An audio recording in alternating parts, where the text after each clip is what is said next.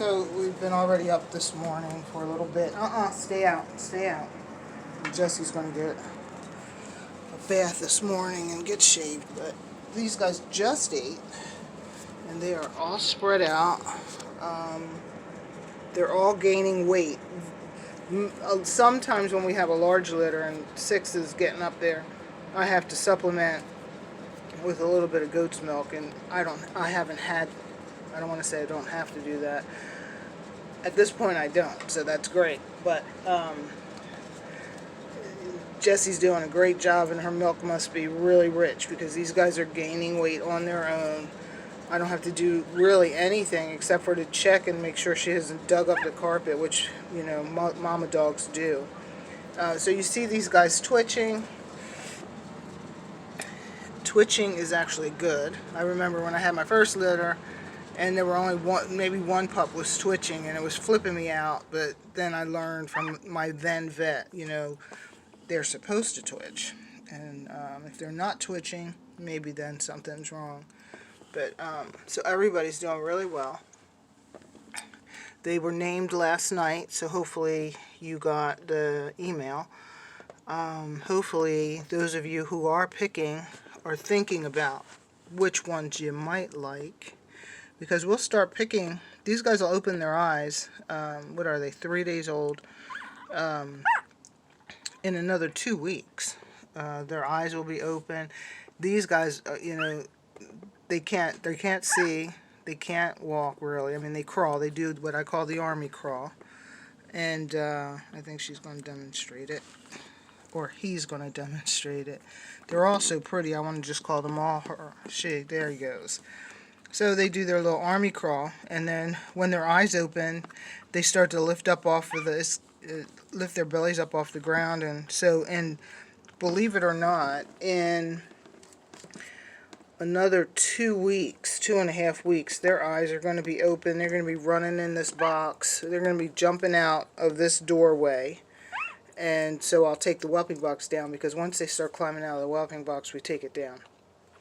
So they're going to be like little dogs.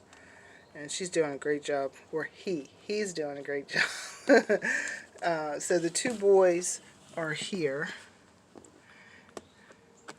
And here, and he's got some fine markings. I couldn't really capture him on video, but I mean, he's got these circles around his feet. It's just different, you know. Now I don't know how much of that will change. He's got this, I love his tail. Let me see if I can get it. He's got this white tip tail. Let me see it.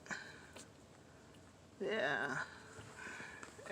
White underneath. He's got some silver right here on the side of his face.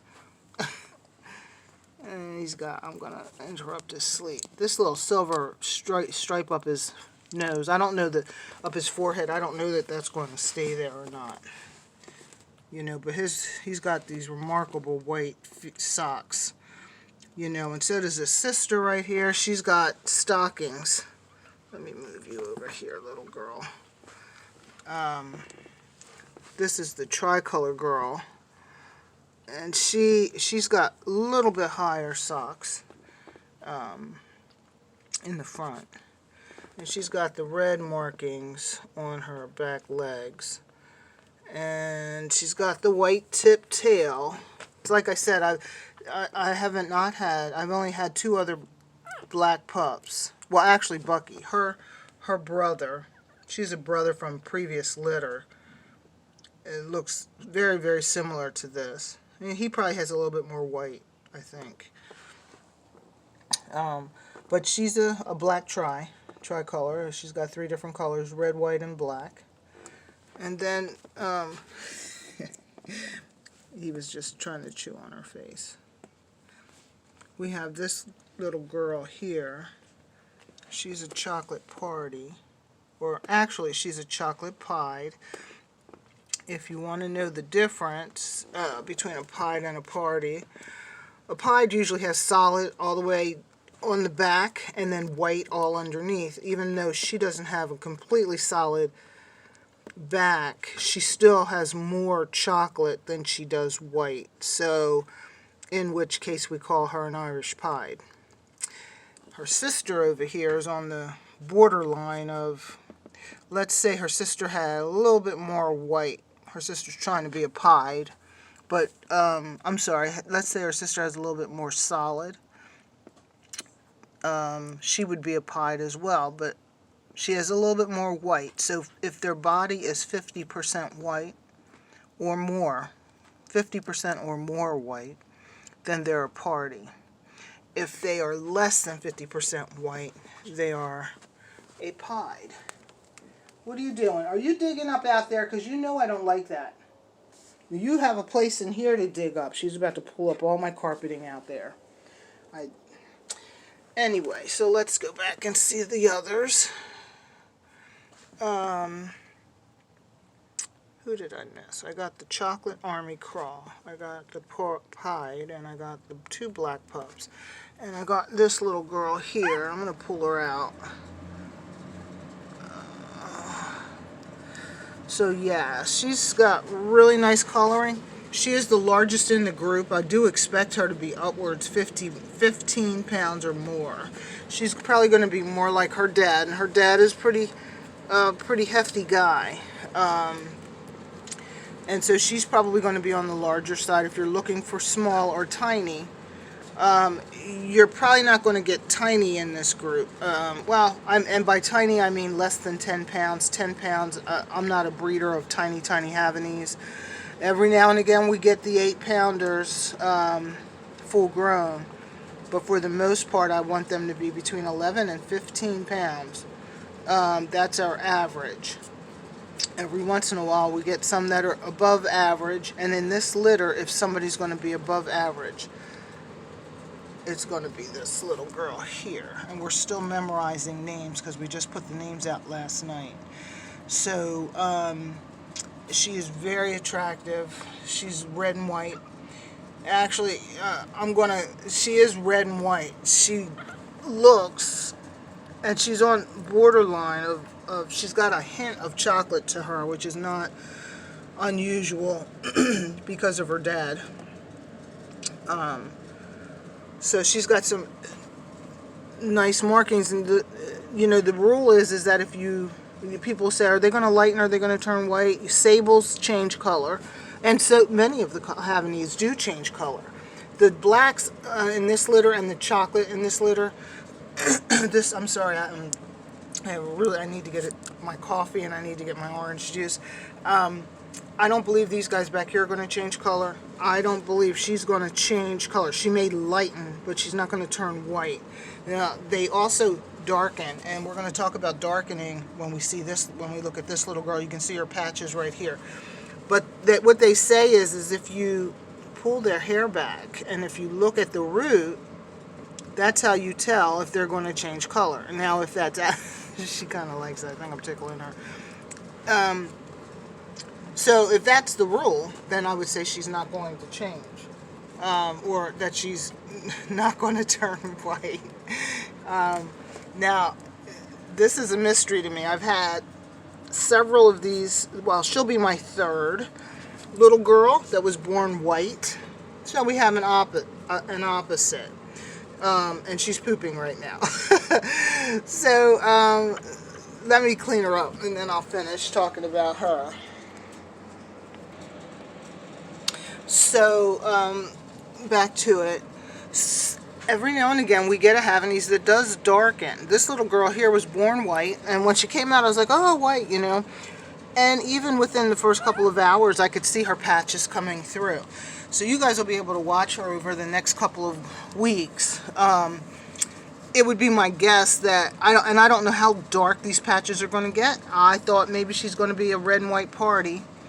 I don't know if these patches are going to be red or beige or chocolate, or now her chocolate I don't believe will get as dark as this chocolate.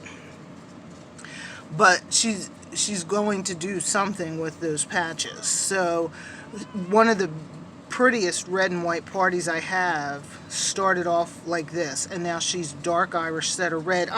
Jess, don't. I'm gonna send you out. Don't dig there. Is one of the prettiest red parties that I have, and she's not done pooping. Sorry, guys. And she's gonna give sound effects too. Hold on. If you go back, and I don't know how well I videoed earlier on, because when you haven't had sleep in 40 hours, you really don't know what you're doing. So I don't know how well I videoed her earlier on, but you'll have something to compare her to. And every day I'll try to make sure I get her in the shot, and I apologize. Come here, you. Actually, if you look at her head has actually gotten... It's a nice golden right now. Pigment-wise, don't know yet. I haven't even actually looked at her pigment today.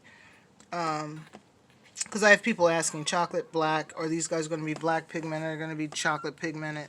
And Jessie likes to confuse, and so she gives me, as you can see, an assortment of not only pigment, color, and there's only two pigments, chocolate pigment or black pigment. We look at the nose and the bottom of the feet. The blacks, the two blacks, pups, they should be black pigmented if we go by the, the breed standard. And this chocolate girl here, I would suppose, is going to have chocolate pigment. And the chocolate boy back there, I would suppose, is going to be chocolate. They're going to be dark pups. And then we have the two lighter shaded pups, the red party back here, and then Ivory right here.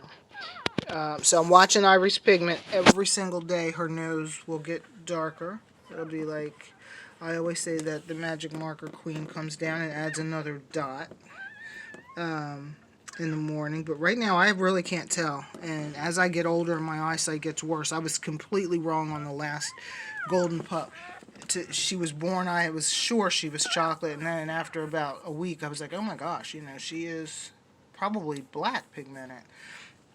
And so if that's important to you, you can wait up until the last minute. These guys we may start picking at 3 weeks, and some of these guys may still be pretty pink. I can only give my best guess, and I have been wrong lots of times. So I'm just giving you my best guess and my best advice. But you can already see that my little black pup here's nose is genuinely already coming in black. And these guys can't really tell, but if you look at the very tip here, to me it's looking brown, but it's like I said, I have been wrong before. So these guys are on a heated pad underneath the flooring here. Underneath the whelping box is heated. So when you see them all bunching up like this, that means that they're temperature-wise, if you see them all in a big pile, that means that they're chilly, not 100% warm. Came down a little bit. Somebody was a little bit chilled this morning, and I wasn't quite sure why. And I hadn't had the heating turned up down there for her, I guess just enough. But then you see him over there, and they're starting to spread out. That means temperature-wise, they're pretty comfortable. And heat is very important to these little guys. The pups can die very easily if their temperatures are not kept up. As you see, my box is 79 degrees. I like to keep it in, I used to keep it in the 80s for the newborns. These guys are almost a week old, and then you turn it down, a couple of degrees every day until they can maintain themselves. The dog's temperature is 102 degrees. Puppies are born with no ability to make themselves warm, and their temperatures are in the 90s when they're born, and it increases as they grow. So they can get chilled pretty quickly, pretty easily. A pup that crawls away from the litter and is left out in the cold, chances are it's not going to make it. So we make sure that we keep the room warm, the heat going. It's better for them to be too hot. I mean, I wouldn't say in the 90s, but then for them to this to drop into the low 70s, to me, for that would be too cold for them for right now. So anyway, that's it for my little morning puppy talk. I know my big dogs out here, they're at the glass door. They're like, are we going to have breakfast or not? So let me do that, and hopefully you guys enjoyed the video.